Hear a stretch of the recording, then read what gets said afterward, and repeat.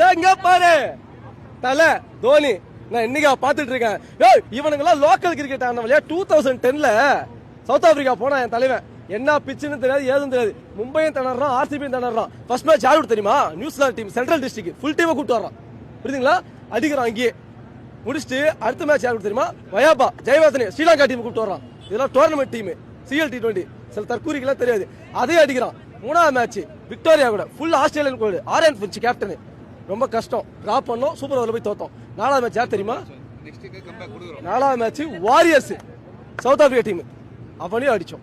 ஓகேங்களா? ஆனா வாரியர்ஸ் என்ன பண்ண தெரியுமா? ஏமன்ல நான் தான் ஜெயிப்பேன் உண்மையிலே போயிட்டு டஃபான டீம் சவுத் ஆஸ்திரேலியா ஜெயிச்சு திரும்ப வந்து ஃபைனல் நிக்கிறான். தல விடுவோமா? நானு ஒரே ஒரு 132 ரன் வச்சு மண்ணக்க வச்சேன். சவுத் ஆப்பிரிக்காவிலே போய் என் தலைவன் அதான் கப்ப தூக்கிட்டு வந்தான். உள்ளூர் கப்பு இல்ல வெளியூர் கப்பு பார்த்தான். அன்னைக்கு எழுத ஆரம்பிச்சான் சவுத் ஆப்பிரிக்காக்காரன் ஆஸ்திரேலியாக்காரன். டேய் இவன் பெரிய ஆள் போனதுடா, டேய் இவன் பெரிய ஆளா வருவான்டா. அடுத்த வருஷம் வேர்ல்டு கப்பு என்ன கப்பு பார்த்து பார்த்து பார்த்து எங்க ஃபேன்ஸுக்கு வெறுத்து போச்சு. திடீர்னு இந்த கப்பு இந்த வருஷம் வந்து கப்பு இல்லைன்னு எங்க ஆளுங்களுக்கு கொஞ்சம் திருப்தி இல்லை, மனசு கஷ்டம். அதனால கொஞ்சம் ட்ரால் பண்ண ஆரம்பிச்சிட்டாங்க. மற்றபடி எங்க CSK ஃபேன்லாம் தலைவர் விட்டு கொடுக்க மாட்டாங்க.